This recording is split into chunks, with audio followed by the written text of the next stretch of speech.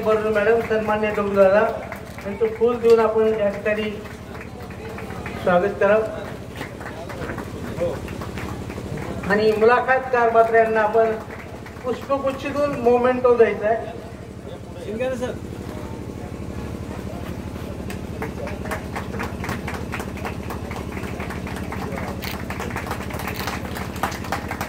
बरोबर मॅम आणि आयुष्यभर काकींची मिळाली साथ घरून, आयुष्यभर काकींची साथ मिळाली घरून आणि साहित्य समाज सेवेसाठी 70 वर्षाचा काम करतो आहे तरुण आणि या पद्धतीने जे राबतात आणि करतात मरमर ते काका अमर. अशा पद्धतीने हे 3 महनीय व्यक्ती या व्यासपीठावरती आहेत.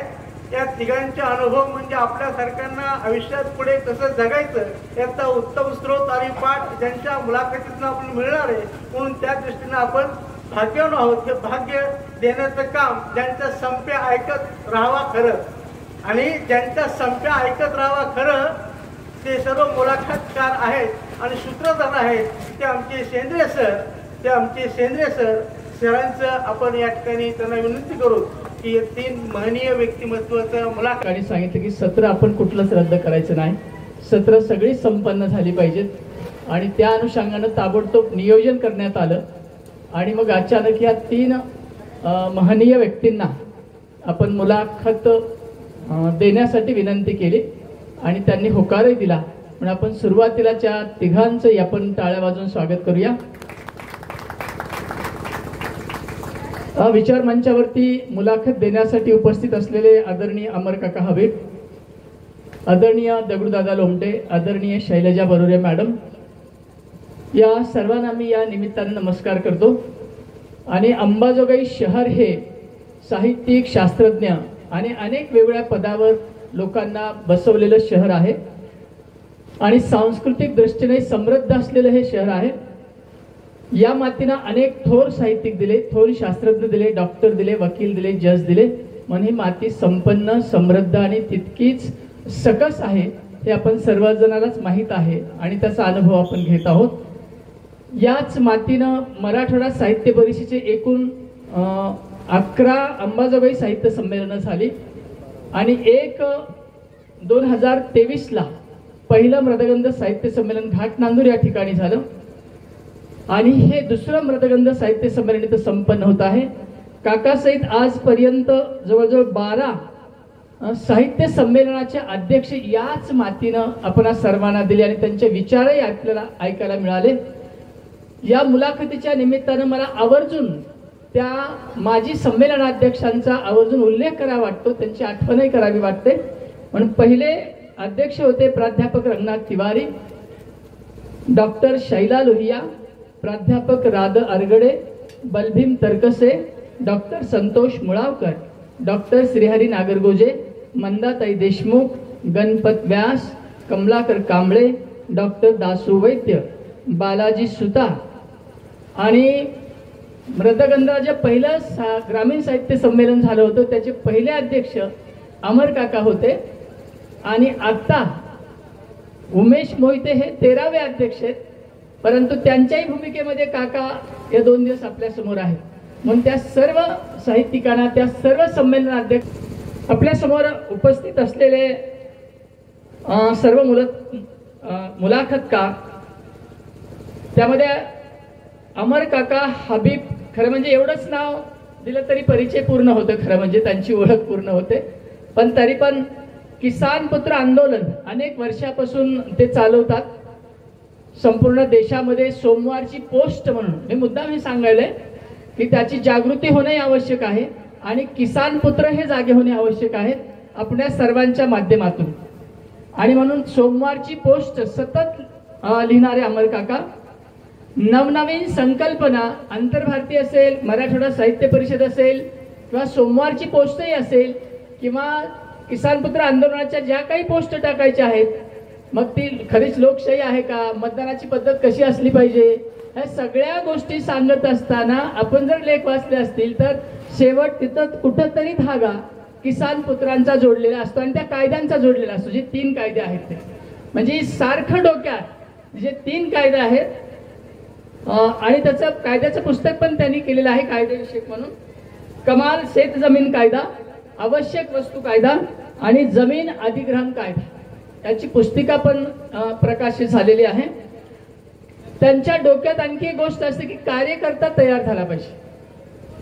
आपण हे सगळं करत असताना आणि आपण ज्यावेळेस जवळ जातो त्यांच्या, आपल्याला कधी ते रागावलेले दिसतात, चिडलेले दिसतात, कधी कधी ते मला म्हणतातही की मला लोक काय म्हणतील मी इतकं चिडतोय. मी म्हणलं काकाजी जवळ आले आणि एकदा लक्षात आलं तुम्ही का चिडलात की तुमच्यावर पुन्हा कोणी रुसत नाही, कारण हे माझ्यासाठी आहे, माझ्या सुधारण्यासाठी आहे आणि आपण त्यांच्या जवळचे असल्यामुळं नवीन माणसाला कशाला रागवतील ते. एक हक्काची माणसं म्हणून आपल्याला ते रागवतात. हे महत्वाचे गुण त्यांच्यामध्ये आहेत.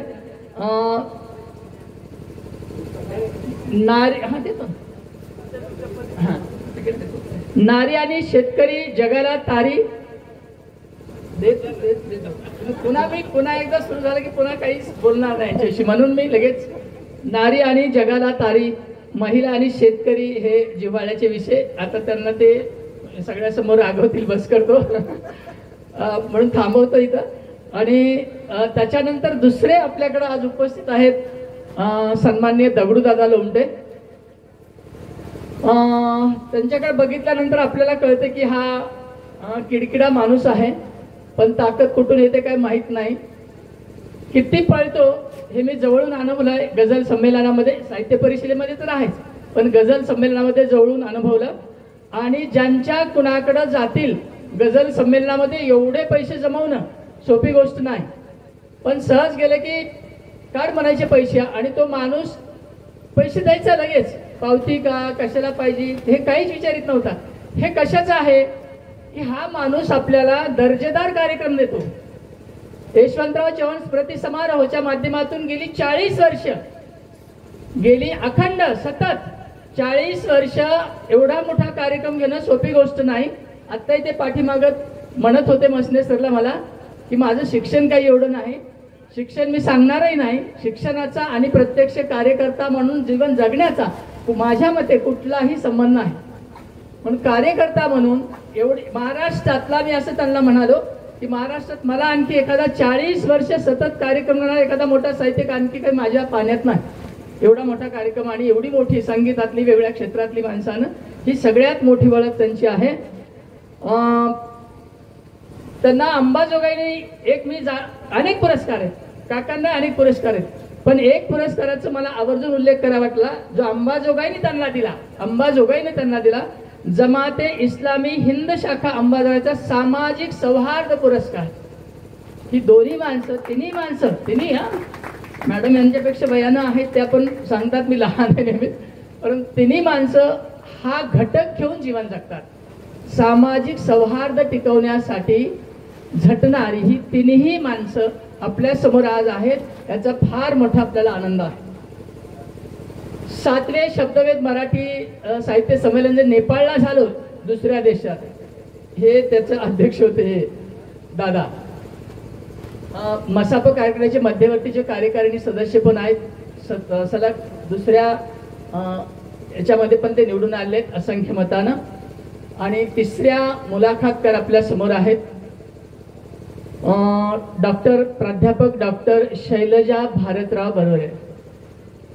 हे भारतराव मी जाणीवपूर्वक लक्षात ठेवले कारण त्यांचे वडील चांगले कीर्तनकार होते आणि एका कीर्तनकाराच्या या कन्या आहेत. आणि कीर्तनकाराकडून आलेले संस्कार, आलेल्या काही गोष्टी नकळत आलेल्या त्यांच्या भाषणातून, त्यांच्या व्याख्यानातून आणि त्यांच्या त्या आवाजातून आपल्याला जाणवतात. ही सगळ्यात मोठी बर्वे मॅडमची आहे. आपण ज्यावेळेस कधी नाव ऐकलं तुम्ही कुठे पोस्टमध्ये, तर आवर्जून व्याख्यान ऐकायला आहे. आपल्याला ऐका वाटत राहते की व्यक्ती मागे 40 मिनिटच बोलल्या, आम्ही सगळे म्हणत होतो हे 40 मिनिटच का म्हणून बोलल्या, संपवलं वाटलं, संपलं कसं काय संपलं हे.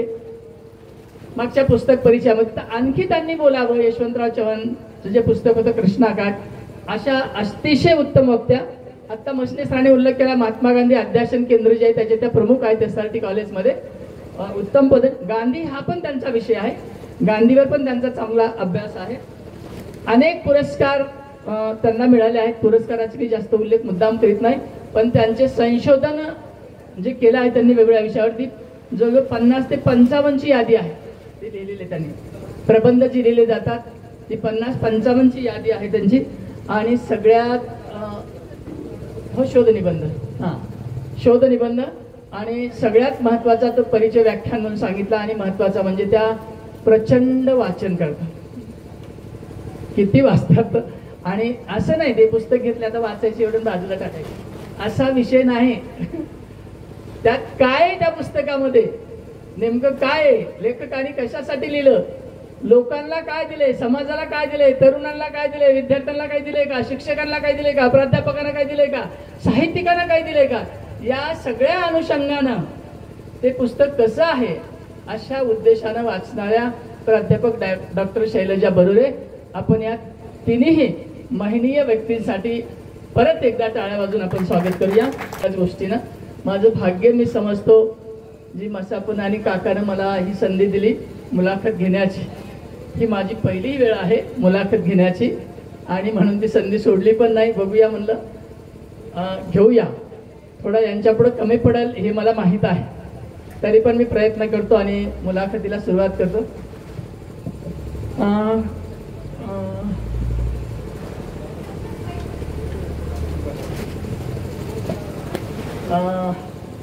दादा, सुरुवातीला तुम्हाला नमस्कार. आणि आपलं या मुलाखतीमध्ये सर्वांच्या समोर मराठवाडा साहित्य परिषद आणि मानव लोकच्या वतीनं मी या संमेलनात आपला या मुलाखतीमध्ये हार्दिक स्वागत करतो. आणि आपल्याला पहिला प्रश्न मी विचारतोय. आपण मराठवाडा साहित्य परिषदेचे मध्यवर्तीचे कार्यकारिणीवर आहात, म्हणून ग्रामीण भागासाठी मराठवाडा साहित्य परिषद मध्यवर्ती कार्यकारिणी कोणते उपक्रम घेते? केंद्रीय कार्यकारिणी. नमस्कार. मराठवाडा साहित्य परिषद ही संस्था, याचं केंद्र औरंगाबादला आहे आणि निजामाच्या काळात म्हणजे इंग्रजांच्या काळात, निजामा म्हणजे आपण निजामाच्या काळात होतो, सगळा देश इंग्रजांच्या ताब्यात होता. स्वातंत्र्यपूर्व काळामध्ये मराठी भाषेच्या वृद्धीसाठी आणि विकासासाठी ही संस्था स्वातंत्र्यपूर्व काळात स्थापन झाली. विशेषतः आपल्या भागामध्ये निजामशाही होती, आपल्या सगळ्यांना माहिती आहे. आणि पुन्हा आपण भारत स्वतंत्र झाल्यानंतर 1 वर्षाने आपण स्वतंत्र झालेलो आहोत, हेही तुम्हाला माहिती आहे. तर त्या काळामध्ये उर्दू, हिंदी, तेलुगू, मराठी, हिंदी सगळ्या भाषेचं ते राज्य होतं. एकदा उर्दूचं, एकदा तेलुगूचं, एकदा मराठीचं असं भाषण होतं. हा सगळा प्रदेश जो होता तो विविध भाषांच्या आधिपत्याखाली होता आणि त्याच्यामध्ये मराठीची गळचिपी होऊ नये, ती भाषा मृत पावणे आपल्या भागातली, म्हणून मराठवाडा साहित्य परिषदेची स्थापना झाली. आणि मग एकदा स्थापना झाल्यानंतर मग मराठीच्या विकासासाठी जे जे काही करायचं आहे, साहित्याच्या दृष्टीने, वाङ्मय साहित्य म्हणजे वाङ्मयाच्या दृष्टीने, साहित्य सगळेजण लिहितात, वाङ्मय हा प्रकार आहे तो कमी लोक लिहितात. वाङ्मयातून मराठीची वृद्धी व्हावी आणि त्याचबरोबर मराठी साहित्याचा विकास व्हावा, मराठी भाषेचा विकास व्हावा, मराठी मृत पावणे अशा पद्धतीचं काम मराठवाडा साहित्य परिषदेच्या वतीनं केलं जातं. हा झाला पहिला भाग. आणि दुसरा भाग आहे की मी यासाठी काय करायला पाहिजे, तर कार्यशाळा घ्यायला पाहिजे, कवी संमेलन घ्यायला पाहिजे, वेगवेगळे प्रयोग करायला पाहिजेत. तसं मराठवाडा साहित्य परिषदेने आपल्या स्वतःचं मराठवाडा पातळीवरचं मराठवाडा साहित्य संमेलन सुरू केलं. आणि त्याच्यातून मग सगळ्या ग्रामीण भागामध्ये, म्हणजे आपण शहरी भाग कशाला म्हणतो, औरंगाबाद, पुणे, मुंबई हा शहरी भाग आहे. आपण ज्या अंबेजोगाई, बीड हे सगळे निम शहरी भाग आहेत, म्हणजे ग्रामीण टच असले हा भाग आहे सगळा. अशा भागामध्ये हे संमेलन मराठवाड्याच्या कानाकोपऱ्यामध्ये घ्यायचं काम मराठवाडा साहित्य परिषदेचं केंद्रीय कार्यकारिणीचं आहे. आणि त्याचबरोबर ज्या पद्धतीनं जगाची गती चालते त्याप्रमाणे संस्कृतीची गती पण त्याच्याबरोबर वाहत असते, त्याच्यावर भाषेची सुद्धा गती वाहत असते. आणि म्हणून भाषासुद्धा वेगवान गतीसोबत तिचं स्वतःचं रूप मूळ रूप विसरत नवीन काही शब्दप्रयोग त्याच्यामध्ये येत राहतात. परंतु त्याला सावरण्याचं काम साहित्य परिषदांनी केलं पाहिजे, मराठीच्या प्राध्यापकांनी केलं पाहिजे, मराठीच्या अभ्यासकांनी केलं पाहिजे. तसं ती मुख्य भूमिका ही मराठवाडा साहित्य परिषदेची आहे. आणि मग वेगवेगळे वर्कशॉप भाषेच्या संदर्भातले मोठे मोठे जे लेखक आहेत त्या लेखकांना बोलून मराठीमध्ये कुठल्या पद्धतीचं लेखन झाले आहे, म्हणजे मग लेखनामध्ये आत्मचरित्र आहे, चरित्र आहे, कादंबरी आहे, ललित लेखन आहे, गद्य लेखन आहे, कथा आहे, कविता आहे, वैचारिक लेखन आहे, असे वेगवेगळ्या पद्धतीचं लेखन आहे. आणि या सगळ्या लेखनाचा परामर्श सतत घेणं, वाहत्या नदीसोबत आपल्याला जायचं असतं तर सगळ्यांना घेऊन चालावं, त्या पद्धतीनं भाषेच्या वृद्धीसाठी ह्या सगळ्या साहित्यांना पुन्हा पुन्हा पुन्हा पुन्हा घुसळून त्याचं लोणी त्याचं तूप तयार करणं, अशा पद्धतीची जी आपली भाषा त्या पद्धतीनं मराठवाडा साहित्य परिषद भाषा वृद्धिगत करण्यासाठी ही केंद्रीय कार्यकारिणी, मी ज्या कार्यकारिणीवरती मी आहे तर ती केंद्रीय कार्यकारिणी औरंगाबादला काम करते. आणि मग वेगवेगळ्या भागामध्ये संमेलनं घेतात. जशी बीड जिल्ह्यामध्ये अशी जशी मराठवाडा साहित्य परिषद आहे तशा 4 संस्था मुख्य आहेत. एक आहे मुंबई मराठी साहित्य संघ, दुसरा आहे महाराष्ट्र साहित्य परिषद पुणे आणि तिसरे विदर्भ साहित्य संघ. ह्या 4 मुख्य संस्थांचं मिळून महामंडळ बनलेलं आहे. आणि याच्या व्यतिरिक्त महाराष्ट्राच्या बाहेर जे मराठी भाषिक आहेत, बेळगावला आहेत, बेंगलोरला आहेत, वर्ध्याला आहेत, सुरतला आहेत, रायपूरला आहेत, हे अवतीभोवतीचे कर्नाटकात आहेत, गुलबर्गा आहे किंवा इकडं गोवा आहे, ह्या सगळ्या प्रादेशिक मराठी म्हणजे महाराष्ट्राला लागून असलेल्या प्रदेशामध्ये मराठी भाषिक संस्था, त्या सगळ्या संस्थांचं मिळून महामंडळ बनले. आणि ते महामंडळ अखिल भारतीय मराठी साहित्य संमेलन घेतं आणि मराठवाडा साहित्य परिषद मराठवाडा साहित्य संमेलन घेतं. याचबरोबर अलीकडच्या काळामध्ये महिलांचं शिक्षण वाढलं आणि महिलासुद्धा खूप चांगल्या प्रकारे लिहायला लागल्या. म्हणून मराठवाडा साहित्य परिषदेने महिलांसाठीचं स्वतंत्र साहित्य संमेलन घ्यायचा निर्णय केला आणि त्याची आतापर्यंत 10 संमेलनं झाली. त्याचबरोबर आज सकाळी जो उपक्रम आपण इथे घेतला मुलांसाठीचा, तर लहान मुलांना बोलतं करणं, त्यांना कुठली कविता आवडते, त्यांना कुठला धडा आवडतो, धडा म्हणजे कथा आवडते, किंवा त्यांच्यात त्यांना काय लागतं, साहित्यिकाबद्दल कवीबद्दल त्यांच्या मनात काय क्युरिओसिटी आहे, काय उत्सुकता आहे, हे जाणून घेण्यासाठी जसं इथं आज एक छोट्या मुलांचा उत्स्फूर्तपणे एक कार्यक्रम झाला, तसा मराठवाडा साहित्य परिषद लहान मुलांसाठी गेल्या तीन संमेलनं झाली. बालकुमारांसाठी म्हणजे लहान मुलांसाठी साहित्य संमेलन घेत आहे. आणि आता पुढच्या भविष्यामध्ये जसं हे आंबेजोगाई साहित्य संमेलन आहे, त्यातले 4 कवी चांगले वाटले तर आम्हाला वाटतं की ह्या माणसाला जिल्ह्याच्या पातळीवरती पाठवावं. जिल्ह्यामधले काही मग सगळ्या जिल्ह्यातले म्हणून काही कवी असतील, चांगले कथाकार असतील, वक्ते असतील, त्यांना पुढं पाठवावं. असं करण्यासाठी आता तालुका पातळीवरती जसं आपल्या आंबेजोगाईचं साहित्य संमेलन होतं, प्रतिबंध होतं ग्रामीण साहित्य संमेलन, तसं माजलगावला पण मसापची शाखा आहे, परळीला पण शाखा आहे, धारूरला पण शाखा आहे, केजला आहे, शिरूरला आहे, बीडला आहे, ह्या सगळ्या शाखा. आणि तुम्हाला सांगायला मला आनंद वाटतो की मराठवाड्यातल्या सगळ्यात जास्त शाखा ह्या बीड जिल्ह्यात आहेत, 6 शाखा. आणि त्या 6 शाखांपैकी 5 शाखा ह्या सक्रिय आहेत. हे सक्रिय म्हणजे कशा की सतत कार्यक्रम करतात, सतत उपक्रम करतात. माजलगावला शिवार साहित्य संमेलन दरवर्षी घेतात. ते आम्ही थोड्याशा चाळण्या लावलेल्या आहेत, त्याची कारणं वेगळी आहेत. शिरूरला पण दरवर्षी संमेलन होतं. केजला सुद्धा मध्यंतरी संमेलन सुरू झाली होती, 4-5 संमेलन झाली. परळीला पण संमेलन घेत नाहीत, परंतु वेगवेगळे उपक्रम, विशेषतः कवी संमेलन वर्षातनं 2 वेळेला किंवा एखादा पुरस्काराचा एक कार्यक्रम, अशा पद्धतीनं ह्या साहित्य परिषदा आपल्या पद्धतीनं काम करत असतात. आणि आम्ही हे सगळे म्हणून केंद्रामध्ये रिपोर्ट करतो आणि केंद्र आम्हाला या गोष्टीमध्ये मार्गदर्शन करतं. मराठवाडा साहित्य परिषदेचं अशा शाखांना बळ देणं, असे उपक्रम सतत होणं याच्यासाठी काम करते. मराठीची वृद्धी, मराठी भाषेची वृद्धी व्हावी आणि ती भाषा आणखी विकसित व्हावी. परंतु दुसऱ्या कुठल्याही भाषेचा द्वेष न करता मराठीला पुढे नेण्याचं काम मराठवाडा साहित्य परिषद करतं. तुम्हाला सगळ्यांना माहिती आहे की मराठवाड्यामध्ये उर्दू भाषा बोलली जाते. मराठवाड्यातून तेलुगू प्रदेश आहे, तेलुगू भाषा सुद्धा नांदेड जिल्ह्याच्या भागामध्ये बोलली जाते. लातूर जिल्ह्याच्या भागामध्ये कानडी बोलली जाते. आणि या सगळ्या बोली भाषेचा मराठीचा त्या त्या जिल्ह्यातल्या भाषेवरती एक वेगळा छत. तुम्हाला लातूरची भाषा वेगळी वाटते, देगलूरची भाषा वेगळी वाटते, कोल्हापूरची भाषा वेगळी वाटते, कारण यांना कानडीचा लय आलेली आहे. त्यांना ती बोलताना आपल्याला कानडीचा, तर त्याच्यामध्ये त्या पद्धतीनं आणखीन शुद्ध मराठी बोलण्यासाठी ह्या सगळ्या संस्था वेगवेगळ्या पद्धतीनं काम करतात. मला वाटतं की मराठवाडा साहित्य परिषद जी आहे त्यांनी आतापर्यंत जो 42 संमेलनं गेल्या 40-45 वर्षामध्ये 50 वर्षामध्ये घेतलेली आहेत.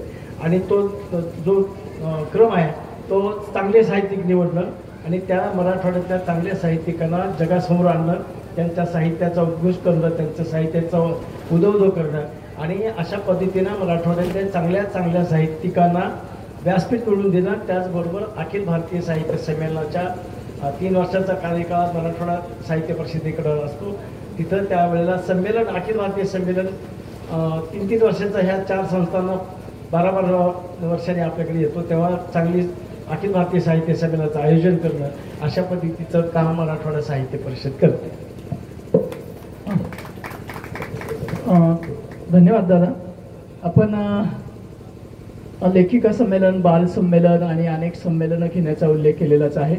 खरं म्हणजे आणि कोणत्या पद्धतीचं साहित्य लिहिलं असं पण आपण उल्लेख केला. या सगळ्याचा खरं म्हणजे उद्देश असतो की सामाजिक सहिष्णुता, बंधुभाव हेच प्रयोजन असतं खरं. तर याच मुद्द्याला धरून मी बरुळे मॅडमला प्रश्न विचारतोय की समाजात सामाजिक सौहार्द टिकून ठेवण्याच्या दृष्टीनं चांगल्या पुस्तकाविषयी तुम्ही सांगावं. उपस्थित सर्वांना नमस्कार.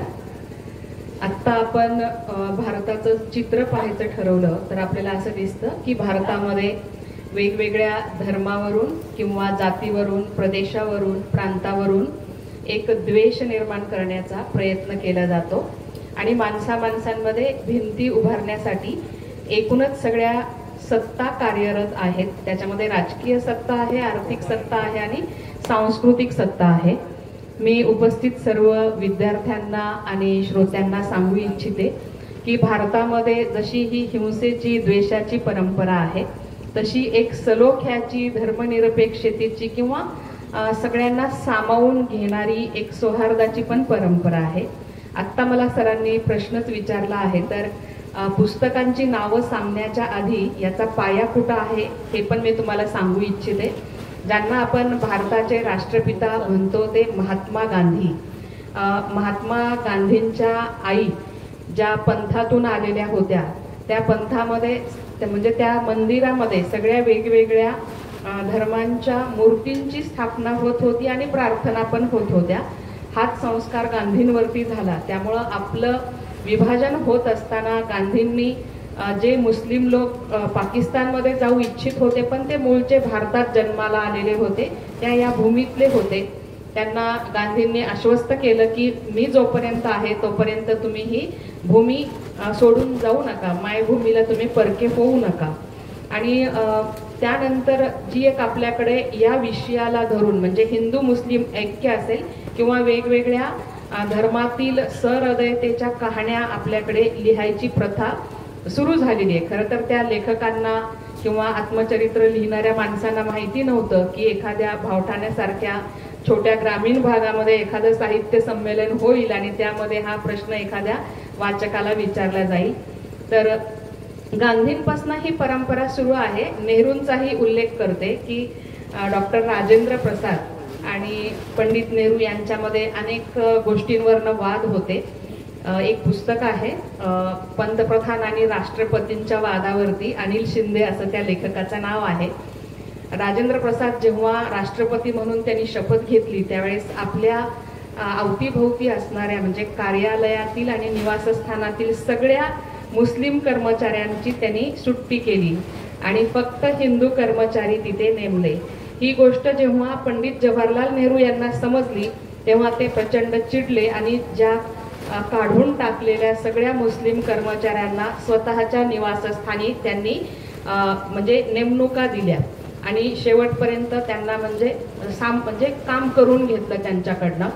हा विश्वास दाखवणारे पंडित नेहरू आणि गांधी, नेताजी सुभाषचंद्र बोस, सरदार भगतसिंग यांनीही आपल्या हिंदू मुस्लिम किंवा विविध धर्मियांमध्ये सलोख्याची परंपरा निर्माण केलेली आहे. आणि त्या परंपरेमध्ये द ना धनागरे हे कुलगुरू होते शिवाजी विद्यापीठ कोल्हापूरचे. त्यांचं एक विशेष पुस्तक माझ्या वाचनात आलं, हिरवे अनुबंध. अगदी डॉक्टर कलाम सुद्धा त्यांचे मित्र होते. पण पाकिस्तान आणि भारताबाहेर सुद्धा जे मुस्लिम राष्ट्र आहेत तिथले सुद्धा सगळे मुस्लिम त्यांचे मित्र होते.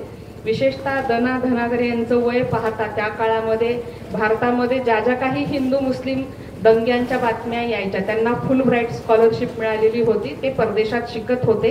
त्यावेळी अनेक मुस्लिम मित्र त्यांचे मित्र होते, सख्खे होते.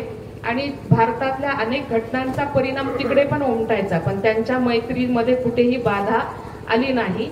आणि आपल्या आयुष्यात आलेल्या अनेक मुस्लिम मित्रांच्या बद्दलची व्यक्तिचित्रणं या पुस्तकामध्ये म्हणजे हिरवे अनुबंध मध्ये लिहिलेली आहेत. हे आपण सगळ्यांनी वाचलं पाहिजे. याशिवाय आणखीन एक पुस्तक ज्याचा आवर्जून उल्लेख, हिरव्या अनुबंधाचा शेवट कशाने झालाय माहिती का?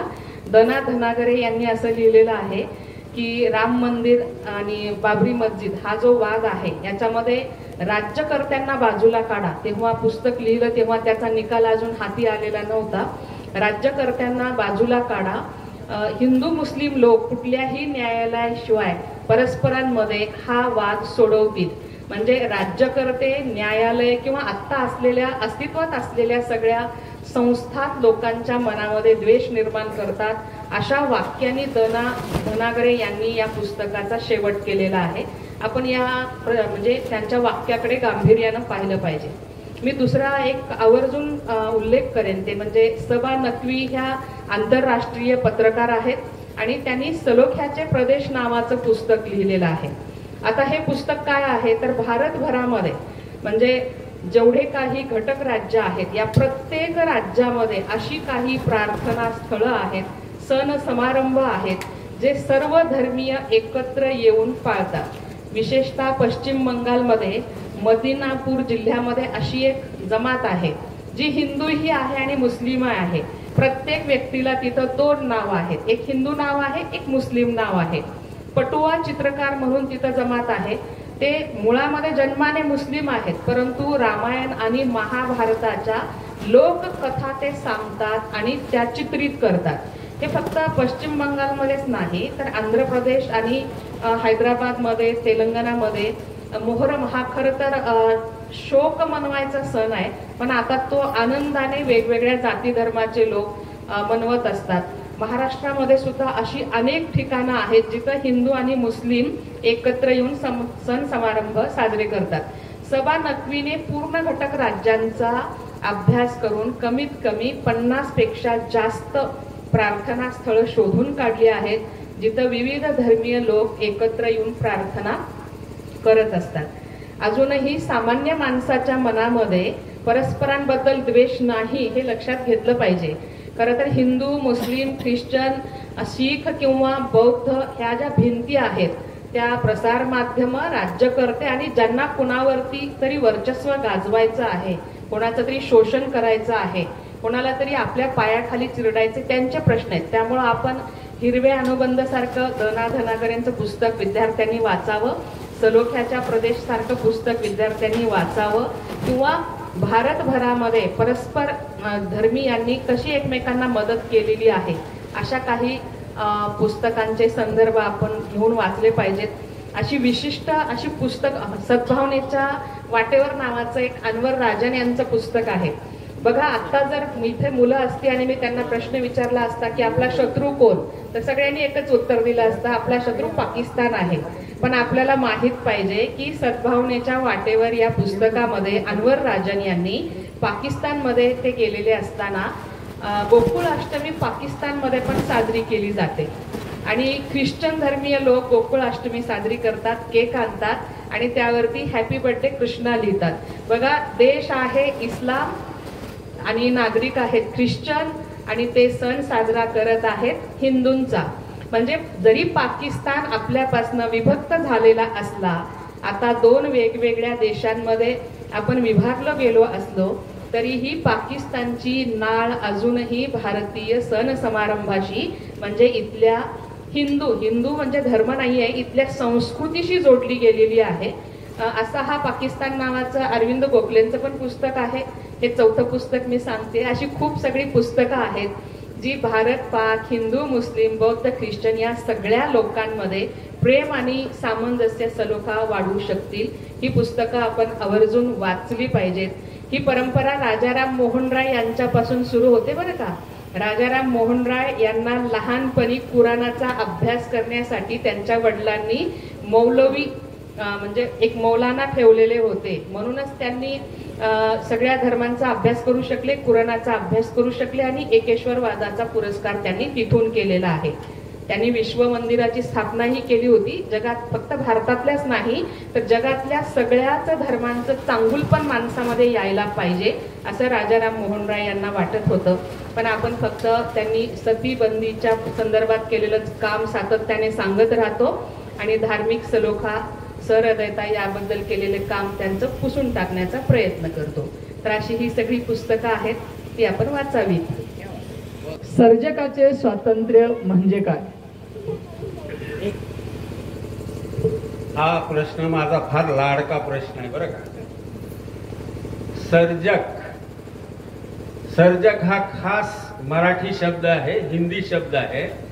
इंग्रजीमध्ये ह्याचं नेमकं ट्रान्सलेशन मला सापडलेलं नाही. ते क्रिएटर वगैरे म्हणतात, असा त्याचा अर्थ होत नाही. सर्जक म्हणजे काय? सर्जक म्हणजे अशा वस्तूला जन्म घालणं जी वस्तू पुन्हा नवा जन्म घालू शकते. म्हणजे शेतकरी एक बी पेरतो, त्याच्यातनं 100 दाणे तयार होतात, पुन्हा ते दाणे पेरले की 1000 दाणे तयार होतात. असं कारखान्यामध्ये होत नाही. लोखंडाचा गोळा असेल तर त्याचं भांड तयार होईल, पण ते भांड पुन्हा टाकलं तर त्याच्यापासून काही 1000 दाणे तयार होतील, 1000 भांडे तयार होतील असं नाही. हा चमत्कार निसर्गाचा तो शेतीत होतो आणि स्त्रिया करू शकतात. मी एक नेहमीच प्रश्न विचारतो की हा जगाचा गोल कुणी तोललेला आहे? मी तुमच्या शाळेला सांगितलं होतं की त्याचं प्रतीक वापरा रे, नाही झालं दुर्दैवानं.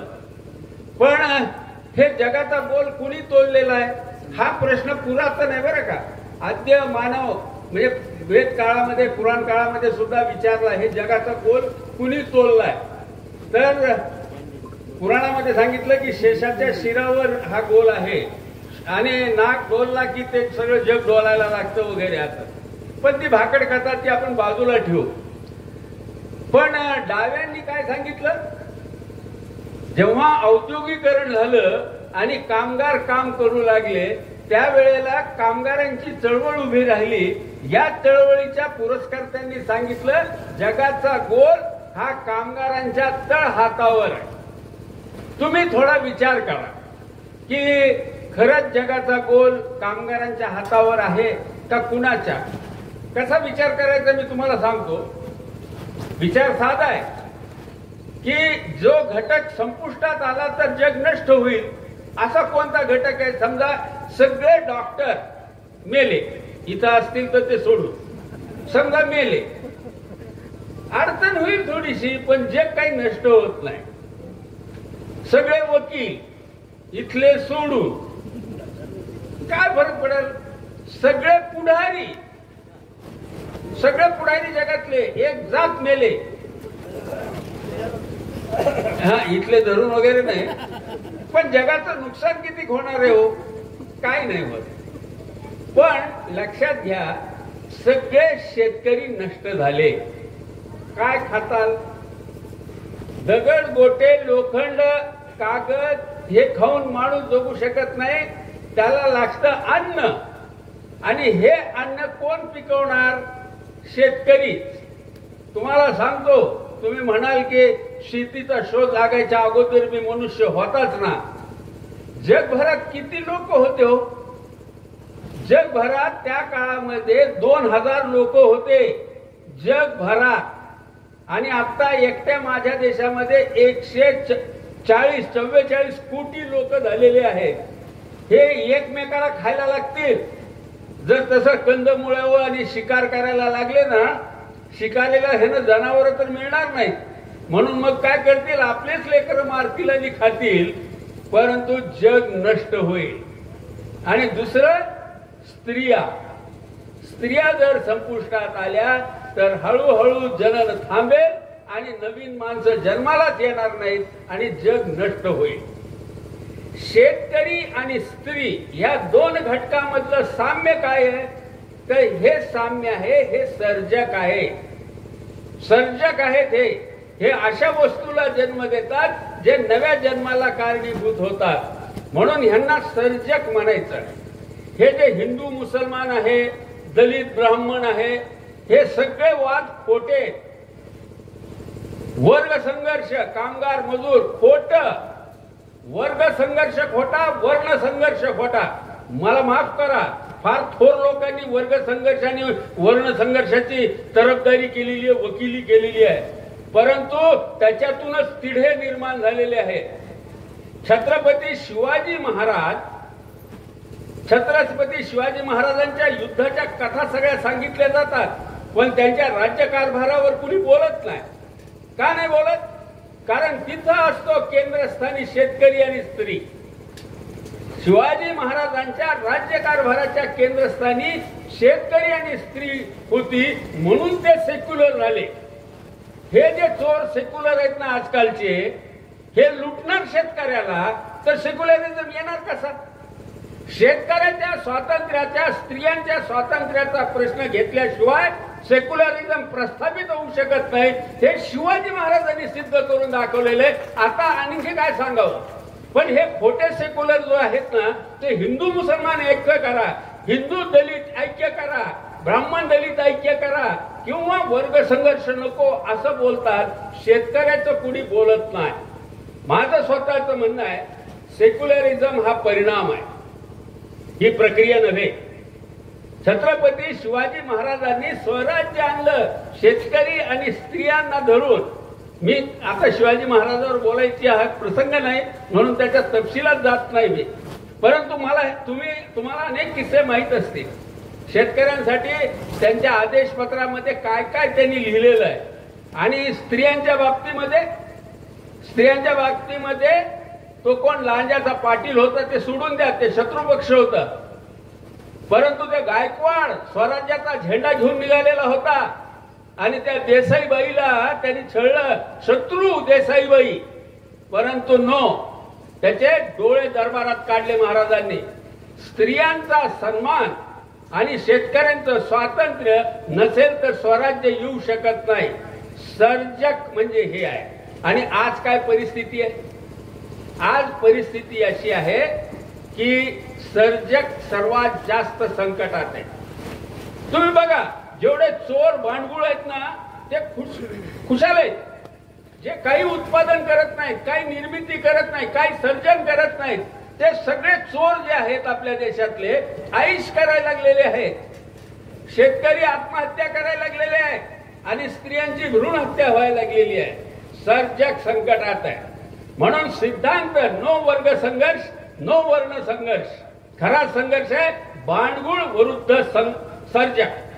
जे सर्जन करणारे घटक आहेत त्यांचं स्वातंत्र्य हे हिरावून घेतंय भांडगुळ समाज. आणि हे जेव्हा तुम्ही बोलायला लागाल तेव्हा खऱ्या अर्थाने मावळे व्हाल. तोपर्यंत मराठ्यांचा जय जयकार करून मराठी होत नसतात. शिवाजी महाराजांचं जय, भारत माता की जय म्हणून होत नसतात. त्यासाठी तुम्हाला स्त्रियांचा सन्मान करावा लागतो आणि शेतकऱ्यांच्या स्वातंत्र्याच्या बाजूने उभं राहावं लागतं. ही आहे सर्जकांची कल्पना. धन्यवाद काका. हे दोनच सर्जक राहणार आहेत. मी दादाकडे वळतोय आणि दादाला प्रश्न विचारतोय की दादा, आपण मराठवाड्यातील ग्रामीण लेखकाविषयी तुम्ही काय सांगा? अमर काकांनी अत्यंत सुंदर असं सर्जकाचं तुम्हाला सोप्या भाषेमध्ये सांगितलंय. आणि साहित्यकाचा आणि सर्जकाचा संबंध खूप जवळचा आहे. निर्मिती ही कधीही सुखावह असते आणि साहित्याची निर्मिती ही सर्जकाच्या निर्मितीची एक पुढची प्रक्रिया असं मला वाटतं. एक अमर काकाने सांगितलं की शेतकरी हा 100 दाणे टाकतो आणि तो पेरतो, मग त्याचे 1000 दाणे होतात, किंवा स्त्री एका बाळाला जन्म देते आणि त्याच्यापासून पुढची पिढी तयार होते. आणि ह्या पुढच्या पिढीचा जगण्याचा जो काही सगळा अवतीभोवतीचा जो काही माहोल आहे, त्या सगळ्या अवतीभोवती ज्या घटना घडतात, जे साहित्य असतं, जे आपण रोज वापरतो, खातो, पितो, नाचतो, डोळतो, या सगळ्याचं जे काही कोणी लिहितो त्याला आपण साहित्यिक म्हणतो. म्हणजे इथे जे मनपाच्या बाहेर जे नेताजींनी जे मांडलेलं आहे सगळं साहित्य, हे शेतीशी निगडीत सगळं साहित्य आहे आणि ते सगळं निर्मितीच्या कामाला येणाऱ्या गोष्टी आहेत सगळ्या. तर याच्या अवतीभोवती, ह्या सगळ्या घटनांच्या अवतीभोवती साहित्य आणि जगाचा सगळा डांडोल फिरत असतो. तर त्याला लागणारी सगळी कल्पकता वापरून, तर त्याच्यामधला जो एक घटक आहे तो आहे साहित्य.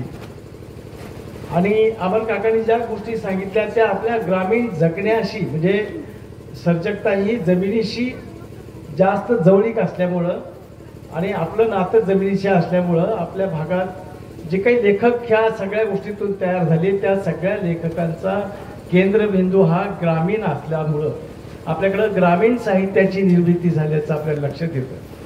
म्हणजे तुम्ही शेतकऱ्यांचं, जे अमर काकांनी सांगितलं की शेतकऱ्यांचं दुःख आहे, स्त्रियांचं दुःख आहे, तर हे जे दुःख आहे हे त्यांनी भाषणातून सांगितलं की तिला ते मान दिल्याशिवाय होणार नाही, याला किंमत दिल्याशिवाय होणार नाही. परंतु त्याची एक पुढची आणखी वेगवेगळे जे दालनं असतात त्यातलं एक दालन आहे साहित्याचं. आणि साहित्यिक हा ह्या सगळ्या गोष्टी टिपत असतो आणि ते सगळं दुःख, सुख, त्याची मागणी, त्याची पूर्तता याचं लिखाण करतो आणि एक छोटी कथा, एक कविता, एक कादंबरी ही तयार होते. असं लिहिणारे मराठवाड्यातले ग्रामीण, म्हणजे मराठवाड्यातलाच विचार करू आपण, बीड जिल्ह्यातला असे किती लेखक असतील की ज्यांनी या ग्रामीण जीवनाचा, या सर्जकांचा विचार करून लिहिला. त्याच्यामध्ये सगळ्यात शिरोमणी आहेत ते रारंग बोराडे सर हे. आणि ग्रामीण भाषा आणि ग्रामीण भागातलं जीवनाचं सगळं सुखदुःख मांडून या सगळ्या सर्जकांच्या दुःखाला वाचा फोडण्याचं काम त्यांनी आपल्या साहित्यातून केलं. त्याच्यानंतरचं दुसरं नाव आपल्याला पटकन लक्षात येतं की भास्कर चंदनचू. तर भास्कर चंदनचू हे म्हणजे बोराडे सरांच्या मालिकेतलं दुसरा मुकुटमणी आहे. भास्कर चंदनचू स्वतः शेतकरी आहेत. बोराडे सुद्धा शेतकरी, शेतीत नाही काम केलं, पण भास्कर चंदनचू हे शेतीत काम करत होते आणि शिकत होते आणि नोकरी करत होते. म्हणून त्यांना घामाच्या दामाची किंमत कळाली आणि ते शेतकरी आंदोलनात, त्या शरद जोशीच्या आंदोलनात अमर काकांच्या सोबत किंवा शरद जोशींच्या सोबत ते काम राहिले आणि त्यांनी शेतकऱ्यांच्या सुखदुःखाच्या गोष्टी त्यांनी आपल्या कथेतून आणि कवितेतून केलेल्या आहेत. की लाल चिखल नावाची कथा तर डोळ्यात पाणी आणते की तो लाल चिखल आहे, ते टोमॅटोचं उत्पन्न घेतात आणि मग शेतकऱ्याची तेव्हाची हाल, म्हणजे 50 वर्षापूर्वी जे शेतकऱ्यांचे हाल होते ते आजही तेच हाल आहे, त्याच्यात काही बदल झाले. उलट आणखीन त्याची होरपळ होते आहे. ह्या सगळ्या संग्रामामध्ये तो आणखीन जास्ती असा अडकला होतोय. आणि आमचे शाणे सुरते पुढारी ज्यांनी कधी शेतकऱ्यांच्या आंदोलनात सहभाग घेतला आणि त्याच्यावरती अमर काकाच्या बाबतीत फार स्वाभिमान. पण असे काही बांडगुळ आहेत की ज्यांनी सत्तेत जाऊन कृषी मूल्य आयोगाची पदं घेतली, मंत्री झाले, आमदार झाले, सगळे झाले. यांना आता शेतकऱ्याशी काही, सर्जकाशी काही देणं गेलं नाही. आणि ते म्हणतात की आता हे दुष्काळ येणारच आहे, पूर येणारच आहे, होरपळ होणारच आहे, पाऊस पडणारच नाही, तर शेतकऱ्याला कुठवत आम्ही तुम्हाला हे धान्य पुरवायचं, पैसा पुरवायचा, अनुदान द्यायचं, हे काही शक्य होणार नाही. हे जे शेतकऱ्याच्या नशिबाला येणारं जे दुःख आहे, ते दुःख जो लिहितो तो लेखक, तो सर्जक होतो स्वतः. आणि या सगळ्या शेतीभातीच्या मातीच्या कथा कवितामधून ते आपलं दुःख मांडतो. आणि असं दुःख मांडून परत पुन्हा हे साहित्य जीवन ठेवून आपण त्यातनं एक चळवळ उभा करतो किंवा त्याचं सतत मंथन करत राहतो.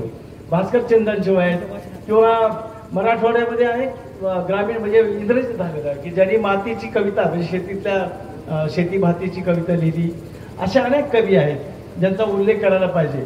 आपल्या बीड जिल्ह्यामध्ये कमी अधिक प्रबंध भास्कर भिडे असेल. आपल्या विद्यासुद्धा शेतीच्या संदर्भात ग्रामीण भाषेत विशेषतः साहित्य लिहिणं त्यापेक्षा आपण लिहितो त्यांना न्याय मिळतो की नाही यांचं लेखकांनी सतत भान ठेवलं पाहिजे.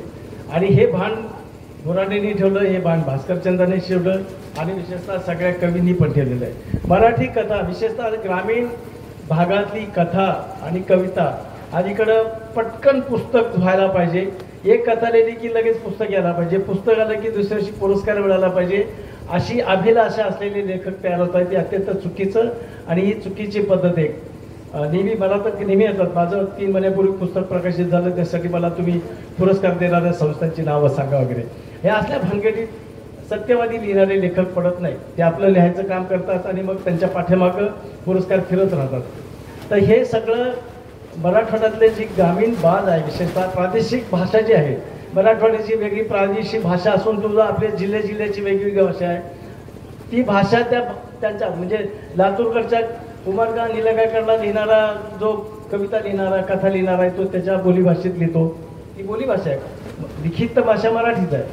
ते कानडी भाषेतला तो त्याच्या कानडी पद्धतीने लिहितो की ते काही शब्द येतात. आपल्याकडे हिंदी इंग्रजी शब्द मिसळून कथा कविता लिहायची पद्धत सुरू झालेली आहे. तर या सगळ्या साहित्य निर्मितीच्या प्रक्रियेमध्ये ग्रामीण म्हणून जी काही शब्दाची संस्कारित भाषा किंवा जी काही बोली भाषा आहे त्याचं सातत्याने पुन्हा उजळणी करणं आणि ते त्या साहित्यामध्ये येणं हे अत्यंत महत्त्वाचं असतं. आणि अशी ही महत्त्वाची लेखक मंडळी ग्रामीण साहित्यामध्ये बोराडे असतील, महाराष्ट्र पातळीवर तर खूप आहेत, परंतु बोराडे असतील, मुलाटे असतील, आणखीन भाषेचे सुद्धा भाषा वाङ्मयाचा अभ्यास करणारे लोक आहेत. अलीकडच्या प्राध्यापक PhD झाल्यानंतर काय करतात मला माहीत नाही, परंतु ही भाषा वाचकांनी जतन केलेली आहे. इथल्या ग्रामीण भागात मूळ भाषेमध्ये म्हणजे बोली भाषेत लिहिलेल्या साहित्यिकांनी ही भाषा टिकवलेली आहे. भाषेला कधीही मरण येत नसतं, भाषेवरती अतिक्रमण येत असतं, परंतु भाषा कधीही मरत नाही. आणि ही भाषा मरून देण्याचं काम हे साहित्यिक सतत करत असतात. म्हणून ग्रामीण भाषा आता इथं जे साहित्य ठेवलेलं आहे नेताजींनी त्यातलं त्या 150 जेवढं साहित्य ठेवते 150 मध्ये 50 तरी नावं आपल्याला माहीत आहेत का? येटन कशाला म्हणतायत, आणखीन काय ते आळा द्यायचंय त्याला काय म्हणते मला ते काल आठवत नव्हतं. आपण कणी म्हणतो मोठी, पण छोटे छोटे ते उतरंडीचं नाही, उतरण नाही, त्याला छोटे छोटे 4 पायल्या 5 पायल्या किंवा एक अर्धा किलो 25 किलो धान्य बसा अशी एक छोटीशी नाही कणगी सारखं मोठं छोटे कण चिपट नाही डोरकुलं त्याच्यामध्ये किमान 25 किलो 30 किलो धान्य बसतं. म्हणजे त्या डाळ बीट छोटे छोटे तर ते तिथं ठेवलेले ते नाव विसरून गेलं. त्यातले 50 नावं जे सांगेल त्याला बक्षीस द्यायची आपली तयारी. ही भाषा का आपल्यातून चालत आली? कारण आपल्यावरती अतिक्रमण होत आहे भाषेचं. आणि ते आता अलीकडच्या काळामध्ये इंटरनेटचा आपल्या भाषेवरती खूप मोठा परिणाम झालेला आहे.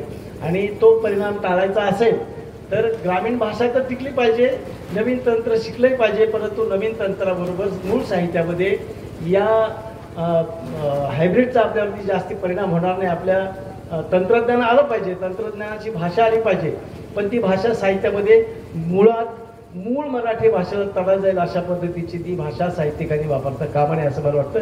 आणि म्हणून मराठी ग्रामीण साहित्यामध्ये मराठवाड्यातला लेखकांचं फार मोठं योगदान आहे. त्याच्यातली मी 3-4 जरी नावं सांगितली असली तरी इथे लिहिणारा प्रत्येक माणूस हा मराठा भाषेचा भाषा वाचवण्यासाठी आणि भाषा संवर्धन करण्यासाठीच काम करतो. आणि त्यांनी लिहिलेलं सुद्धा साहित्य मी नाव नाही घेतलं तरी त्याला दुय्यम दर्जा देता येत नाही. म्हणून मराठी भाषेला ग्रामीण म्हणजे मराठवाड्यामध्ये ग्रामीण साहित्यिक आणि साहित्यकार त्यासाठी महत्त्व आहे की त्यांनी ही मराठी भाषा जीवन ठेवण्याचा प्रयत्न केला आहे. धन्यवाद आमच्या सर्व रसिकांना, तुम्ही छान माहिती दिली ग्रामीण लेखकाविषयी. पण त्याच पद्धतीनं मी बरोरे मॅडमना थोडासा वेगळा प्रश्न विचारतोय. आजच्या मोबाईल संस्कृतीमध्ये शिक्षक आणि विद्यार्थ्यासाठी कोणती पुस्तके आपल्याला उपयुक्त वाटतात?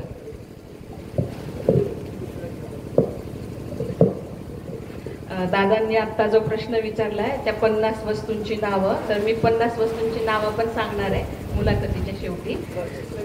पण आता मला श्री शेंद्रे सरांनी जो प्रश्न विचारलेला आहे की या मोबाईलच्या युगामध्ये विद्यार्थी आणि शिक्षक यांनी कोणती पुस्तकं वाचावीत, मी पहिल्यांदा काही दोघांनी मिळून वाचावीत अशी पुस्तकं सांगते.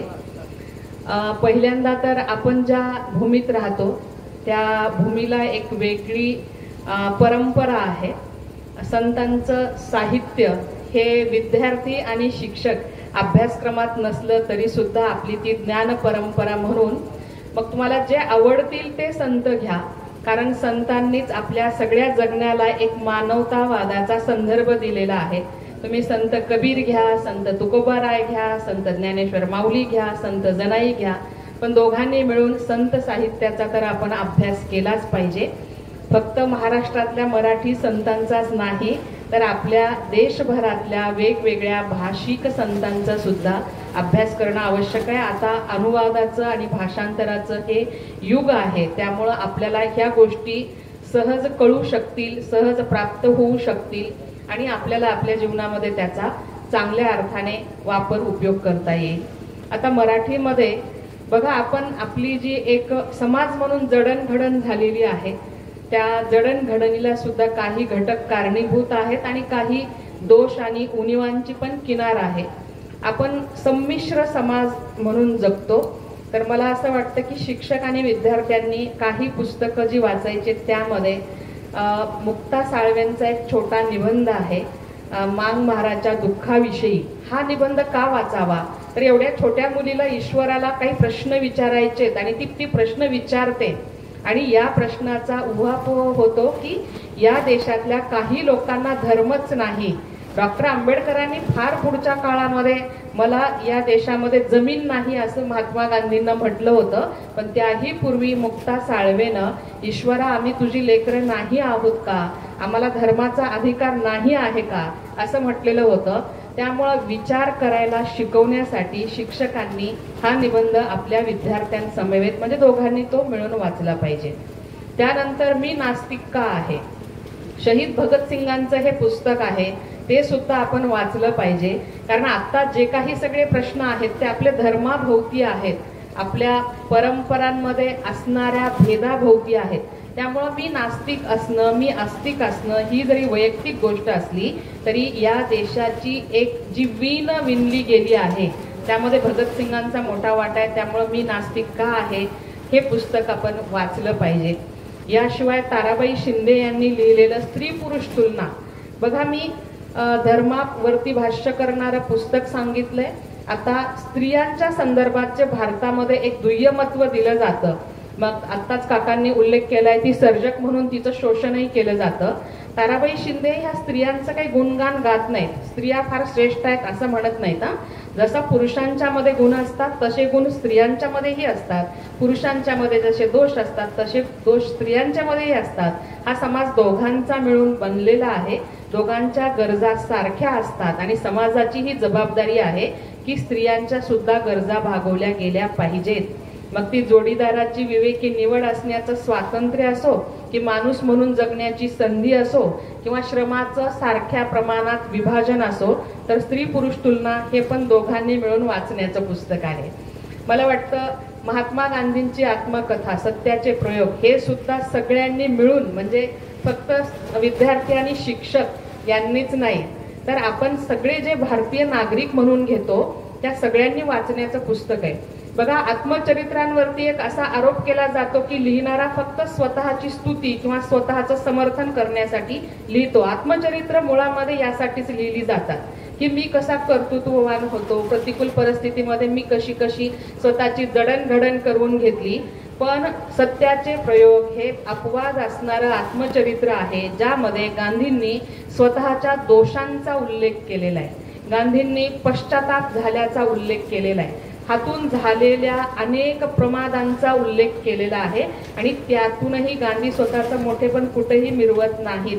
माणूस म्हणून मी कसा घडलो हे सांगत राहतात. त्यामुळे ही पुस्तकं विद्यार्थी आणि शिक्षक यांनी दोघांनी मिळून वाचायची. आता विद्यार्थ्यांसाठी सांगते, इथे तरुण किंवा युवा वर्ग आहे.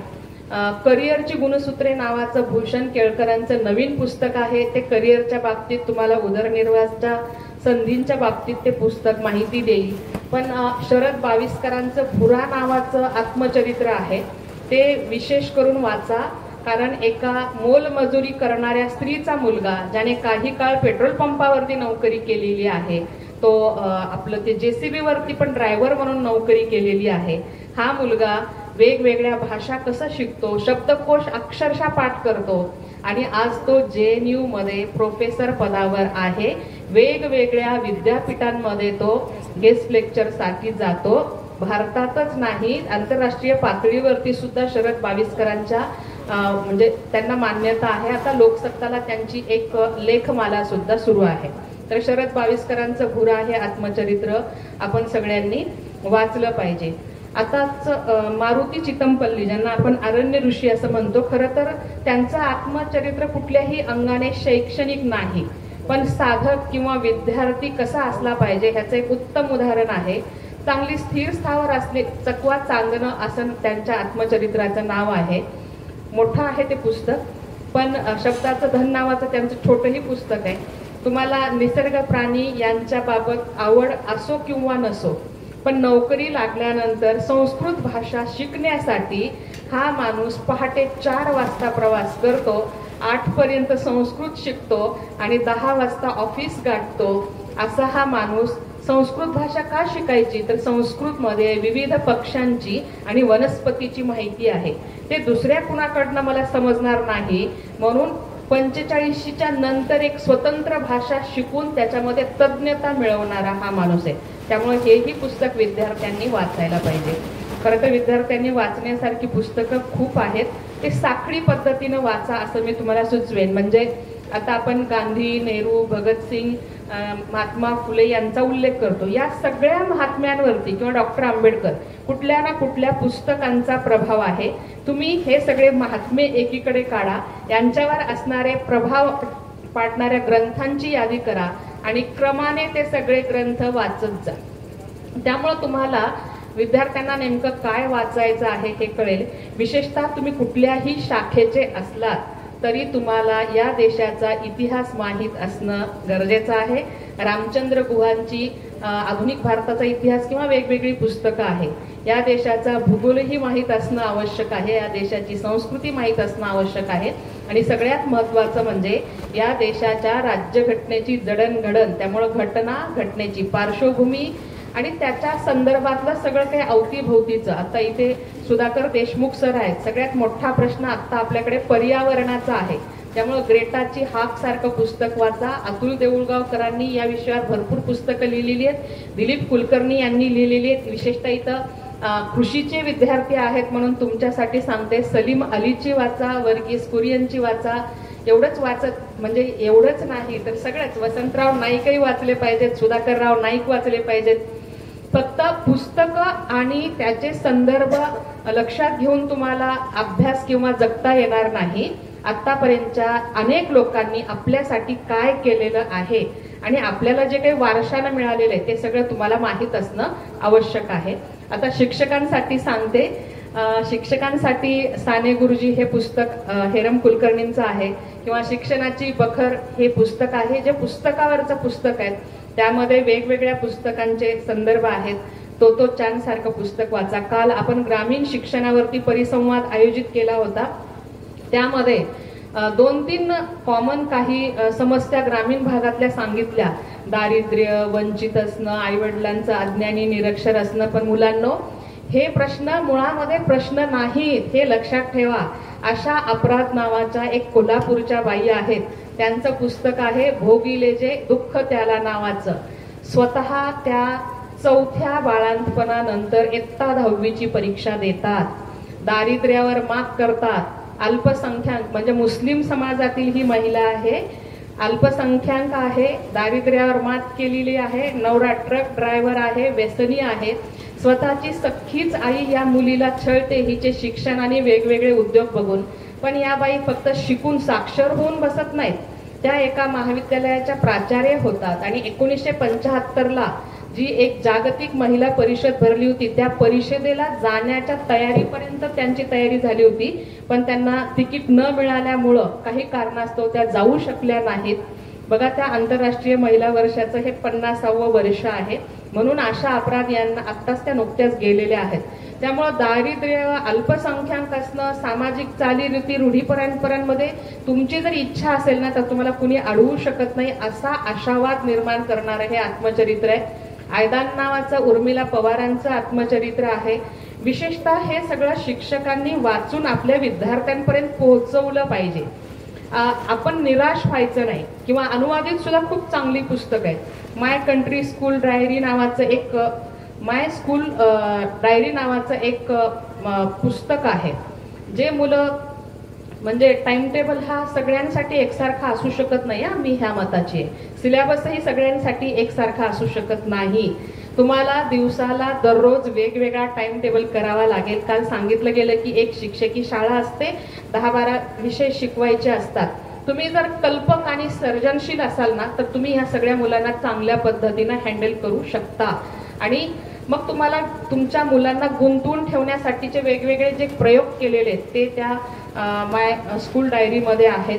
किंवा आणखीन एक पुस्तक आहे, शाळेपासून मुक्ती. हे जर पुस्तक तुम्ही वाचलं तर विद्यार्थ्याला शाळेच्या बाहेर सुद्धा काय काय शिकवता येऊ शकतं हे आपल्या लक्षात येईल.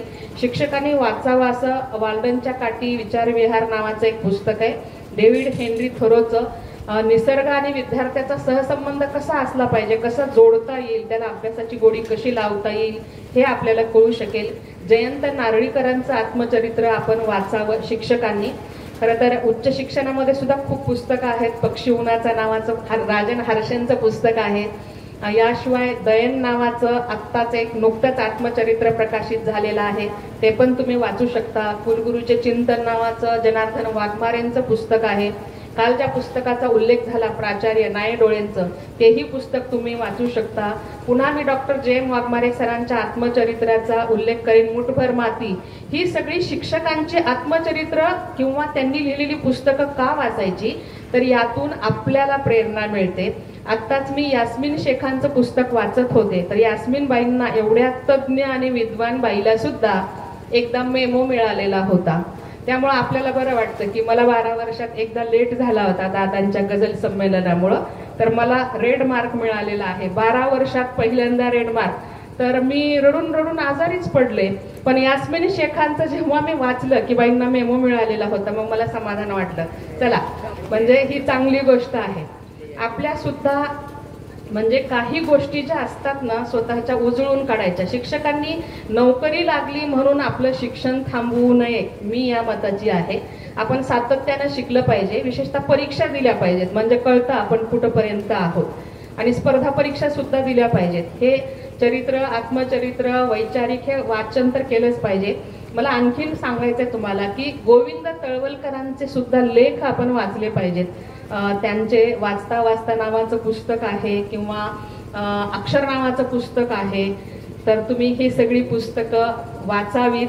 शिक्षकांसाठी तर मी असं कुठलं पुस्तक सांगणार नाही की ह्यांनी हेच वाचावं. शिक्षकांनी दररोज जे छापलं जातंय ना त्याच्यातलं 0.01 इतकं सुद्धा वाचलं तरी खूप आहे. कारण आपण ठरवून वाचन केलं पाहिजे. आपण जे वाचतो ते आपल्यामध्ये आणि आपल्या विद्यार्थ्यामध्ये प्रतिबिंबित झाल्याशिवाय राहत नाही. आपण प्रवाही राहिलं पाहिजे आणि आपल्यामध्ये आणि विद्यार्थ्यांमध्ये एक सकारात्मक ऊर्जा जर निर्माण करायची असेल तर वाचनाला पर्याय नाही. शिक्षकाचा पिंड हा वाचनावरच पोचला जातो. त्यामुळे विद्यार्थी आणि शिक्षक यांनी खूप खूप वाचायला पाहिजे. धन्यवाद मॅडम. इथं शिक्षकही आहेत, प्राध्यापकही आहेत, कृषी महाविद्यालयाचे विद्यार्थी पण आहेत. या सर्वांच्या दृष्टीने आपण फार तयार केला मी आता, आणि तोच प्रश्न मी आता विचारतोय. काका, आपण जे तुमचं आंदोलन आहे किसान पुत्राचं त्याच्या संदर्भातच प्रश्न विचारतोय मी. आणि बऱ्याचदा ज्याचं मला इथे शिबिरात आल्यानंतर खरी संकल्पना स्पष्ट झाली, तर त्या संकल्पना स्पष्ट व्हाव्यात म्हणून माझा हा खरा प्रश्न आहे. सगळ्यांच्या त्या संकल्पना स्पष्ट व्हाव्यात. कमाल शेत जमीन कायदा, आवश्यक वस्तू कायदा आणि जमीन अधिग्रहण कायदा याविषयी आमच्या सर्व रसिकांना आपण सांगा. आत्ताच बरोबर मॅडम जे बोलल्या ते साहित्य संमेलनाचं उद्दिष्ट पूर्ण करणारं विधान होतं. ते साहित्य संमेलन घेत असताना ह्या गोष्टी कळणं फार महत्वाचं आहे. बाकीच्या गोष्टी कळू देत, परंतु काय वाचायचंय, कारण संमेलन किती दिवस, 1-2 दिवस आयुष्य तर आपल्या सोबत असतं. तर अशा ठिकाणाहून काय घेऊन जायला हवं, ती शिदोरी ही आता आपल्या समोर बरुरे मॅडमने दिलेली आहे. मी आता जे बोलणार आहे ते फार वेगळं आहे. त्यांनी सांगायचे राहिले बरं का, संविधान सुद्धा वाचायचंय आणि अत्यंत बोर असत. मी वाचलंय, त्याचा अभ्यास केलाय, अत्यंत बोर. ते काय कथा कादंबरी आहे का, ते कायद्याचं पुस्तक आहे. त्याला लई डोक्याला ताण देऊन समजून घ्यावं लागतं. एक नरहर कुरुंदकर म्हणाले होते की धर्मग्रंथ वाचल्यानंतर लोकांची त्याच्यावरची श्रद्धा उडून जाते. हा, नरहर कुरुंदकर, माझं नाही ते, नरहर कुरुंदकर लय मोठे होते. तर संविधान तुम्ही एकदा वाचून बघा, पण त्याच्यामधलं थोडं तरी कष्ट घ्या. संविधानातलं जे कलम असतं ना, त्याला कलम म्हणत नाही, त्याला अनुच्छेद म्हणतात. इंग्रजीमध्ये आर्टिकल म्हणतात, अनुच्छेद. कारण ते उच्च दर्जाचा कायदा आहे ना, त्याला वेगळं नाव. तर ते जे अनुच्छेद आहे त्याच्यातलं 31A आणि B हे तुम्ही वाचा. 31A आणि B काय आहे, ते 31A आणि B हे जे मूळ घटनेत होतं ते बदललं गेलं. आपण संविधान स्वीकारलं आणि 1.5 वर्षातच आपण लय फास्ट ना, 1.5 वर्षामध्ये आपण आपली घटना दुरुस्ती करून घेतली. त्या अनुच्छेद 31 आणि B मध्ये असं म्हटलेलं आहे की एक वेगळं परिशिष्ट या संविधानाला जोडण्यात येत आहे. त्याचा क्रमांक परिशिष्ट 9. परिशिष्ट 9. आपल्या मूळ घटनेमध्ये 8 परिशिष्ट होते, 9 परिशिष्ट आपण घटना दुरुस्ती करून केलेलं आहे. 31A मध्ये हे झालं की परिशिष्ट 9 जोडण्यात आलेलं आहे. आणि 31B मध्ये काय म्हटलेलं आहे, 31B मध्ये असं म्हटलेलं आहे की जे कायदे ह्या परिशिष्ट 9 मध्ये टाकले जातील त्यांच्या विरुद्ध कोर्टात अपील करता येणार नाही, भलेही ते तुमच्या मूलभूत अधिकारांचं उल्लंघन करणारे असू देत. बघा, आमच्या मूळ घटनेमध्ये अशी तजवीज करून घेतली. बाबासाहेबांनी जी घटना दिली होती ना, त्याच्यात ते नव्हतं, ते नंतर आमच्या सत्ताधाऱ्यांनी घातलेलं. त्याच्यामध्ये आलं असं की काही कायदे, बरं आता ते पुढचं सांगतो मी. घटना हातात घ्या, परिशिष्टांची पानं शेवटी असतात, परिशिष्ट 9 उघडा आणि त्याच्यातले कायदे बघा काय आहेत ते. आज त्याच्यामध्ये 284 कायदे आहेत. तुम्हाला ते घटनेतलं पुस्तक बघितल्यानंतर कळेल की 284 पैकी 250 कायदे हे फक्त शेती आणि शेतकऱ्यांशी संबंधित. म्हणजे मूलभूत अधिकारांचं ज्या कायद्याने हनन केलेलं आहे असे किती कायदे आहेत शेतकऱ्यांच्या बाबतीत? 250 कायदे घटनेमध्ये. बाकीचे बाहेरचे कायदे सोडून द्या, घटनेमध्ये 250 कायदे नमूद केलेले आहेत. आपण घटना बघतच नाही ना, त्यामुळे आपल्याला माहीतच नाही, ही भानगड करून ठेवलेली आहे. आता त्याच्यामध्ये हे जे 3 कायदे आहेत, कमाल शेत जमीन धारणा कायदा, हाचा इंग्रजीमध्ये आहे ऍग्रिकल्चरल लँड सीलिंग ऍक्ट. हे लँड सीलिंग ऍक्ट नाहीये, ऍग्रिकल्चर शेत जमीन. बघा आता आहे ना, टाटा, बिर्ला, अंबानी, अदानी ह्यांच्याकडच्या जमिनी बघा. इतकंच कशाला, तुम्ही औरंगाबादला संभाजीनगरला गेलात ना, त्या वाळूच्या रस्त्याला बजाजचा कॅम्पस आहे, बजाजचा कारखाना. अरे ते सुरू होत आहे, संपतच नाही, गाडी चालूच आहे आपली. मी बस मधून बघितलं, म्हणलं आता संपल, आता संपल, संपतच नाही. एवढ्या जमिनी ह्या कारखानदाराकडे आहेत, त्यांना सीलिंग लागू नाही. सीलिंग लागू आहे फक्त शेतकऱ्यांना. दोन प्रकारचं सिलिंग आहे, एक आहे कोरडवाहू जमिनीसाठी, एक आहे बागायतीसाठी. त्या कायद्याच्या भाषेत असं म्हटलेलं आहे की एक पीक देणाऱ्या जमीन आणि अनेक पीक देणाऱ्या जमिनी असं वर्गीकरण केलेलं आहे. आपल्याकडं कोरडवाहूला 54 एकरचं सिलिंग आहे. बागायतीचे वर्गीकरण वेगवेगळे आहेत, 36 आहे, 18 आहे आणि 8 एकर सुद्धा आहे. म्हणजे पाटाचं ज्यांना मिळतं पाणी त्यांना 8 एकरचं सिलिंग आहे. एवढी जमीन तुम्ही ठेवू शकता, ह्याच्यावरची जमीन ठेवू शकत नाही. काय झाला ह्याचा परिणाम? तुम्ही असं बंधन घातल्याबरोबर परिणाम असा झाला की शेती हा नावडतीचा विषय झाला. हे बघा, तो इन्फोसिसचा जो मालक आहे का, काय नाव त्याचं, नारायण स्वामी. नारायण स्वामीला जर आपण असं म्हटलं असतं बाबा इन्फोसिस टाक, पण 54 कॉम्प्युटर पेक्षा जास्त वापरायचे नाही, जास्त वापरलं की ते आम्ही काढून घेऊ. इन्फोसिस निर्माण झालं असतं का?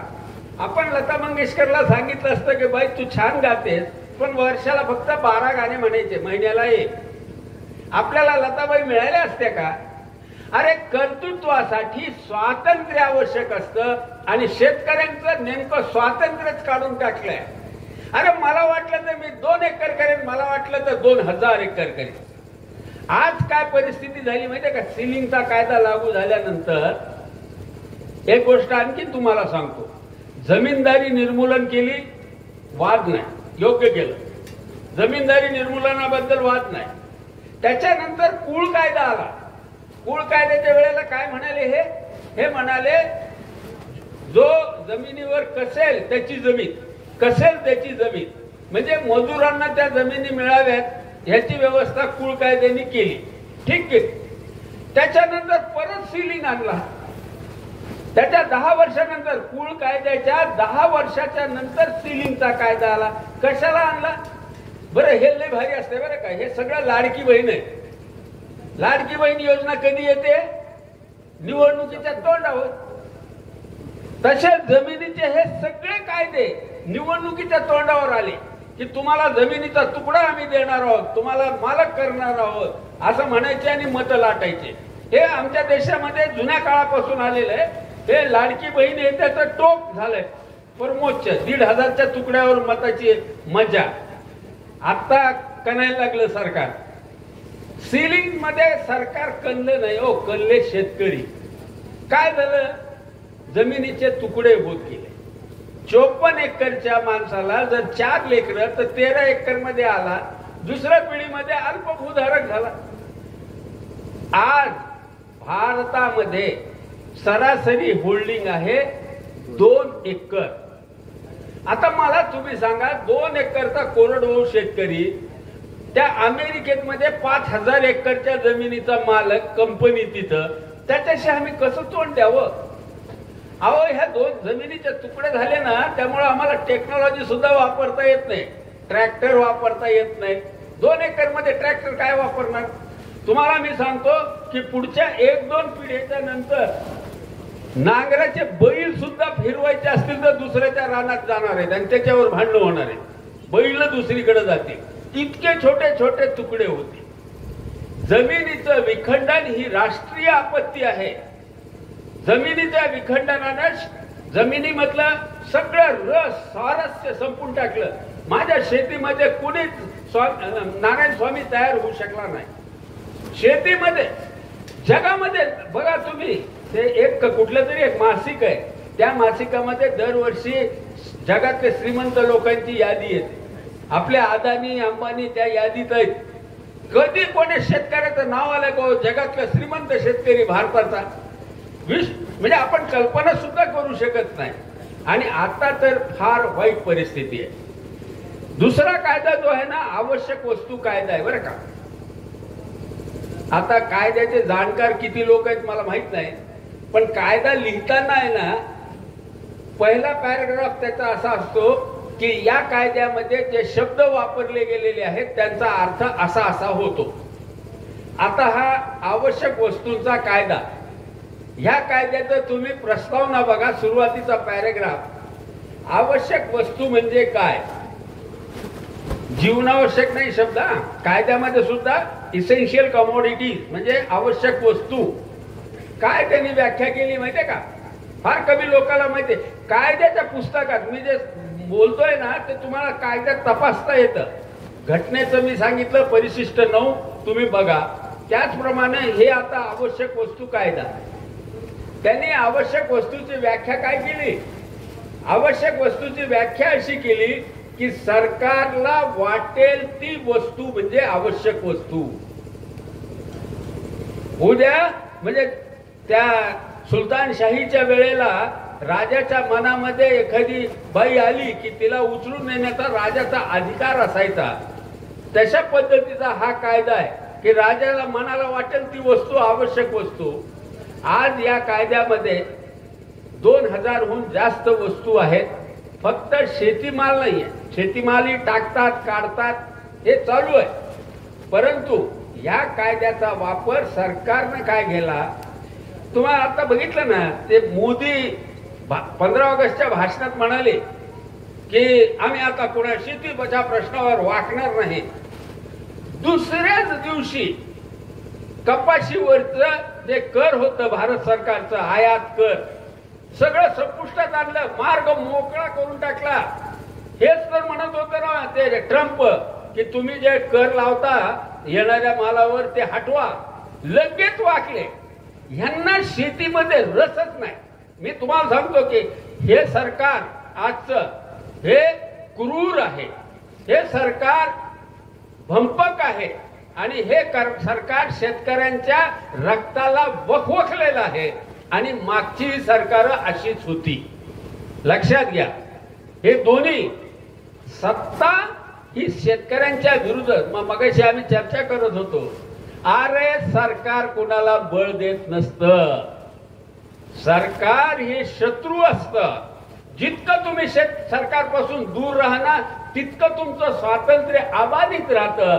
सरकार तुमच्यावर झडप मारून तुमचं स्वातंत्र्य काढून घेत असतं. म्हणून हे जे प्रॉब्लेम आहेत ना शेतकऱ्यांचे हे प्रॉब्लेम सरकार लक्ष देत नाही म्हणून नाही, जास्तीचं लक्ष देते म्हणून प्रॉब्लेम आहे. हे बघा ह्या पोरींना जास्त चांगलं कळेल मी जे सांगतोय ते. आई बापांनी थोडं लक्ष कमी ठेवलं बरं वाटतं का नाही? पोरींना लक्ष द्या. एका मर्यादेत ठेवा पण थोडं कमी ठेवा ना. जास्तच लक्ष ठेवायला लागल्यावर त्या पोरीला उठता बसता टोनमे बसायला लागतात. त्यामुळं जास्त लक्ष देतं सरकार म्हणून आम्हाला प्रॉब्लेम आहे. आणि हे कायदे रद्द करणं. एक शेवटचा मुद्दा सांगतो आणि थांबतो. तुम्ही चित्र पाहता शेतकऱ्यांचं कसं चित्र असतं? आकाशाला असं बघत असलेला माणूस. कसं चित्र असतं? ते फाशीचा दोर असा पडलेला आहे आणि मध्ये बसलेला आहे ते माणूस. आता शेतकऱ्याचं वेगळं चित्र काढायची गरज आहे. शेतकऱ्याचं चित्र असं असायला हवं की त्याच्या हाता पायामध्ये बेड्या बांधलेल्या. हे फार चालाखीने घडते बरं का. असं चित्र येणारच नाही वर्तमानपत्रामध्ये की ज्याच्यामध्ये शेतकऱ्याला बेड्यांनी बद्ध केलेलं आहे. असं चित्र येणार नाही. कारण पत्रकारही त्यांचे हस्तक असतात. मी पत्रकार आहे तरी सांगतो तुम्हाला. हे सरकारला जे हवं असतं ना ते चित्र दाखवलं जातं. माझ्या मनामधला शेतकऱ्याचं चित्र आहे तो साखळदंडांनी बांधला गेलेला आहे. त्याची आवश्यकता आहे स्वातंत्र्य. आधी बेडी तोडा आणि मग पंचपक्वान्न. नुसतं पंचपक्वान्न आणून ठेवायचे आणि हात आमचे बांधलेले हे चित्र आता नको आहे. बेड्यांचं चित्र शेतकऱ्यांच्या समोर ठेवण्याची गरज आहे. धन्यवाद. धन्यवाद. आपल्याला मिळाले म्हणून आपण या साहित्य संमेलनाच्या रीतीने आपण सर्वांच्या वतीनं आपण त्यांच्या ऋणात राहूया. आणि मसने सरांना विनंती करतो पुढील भाग मसने सरांनी.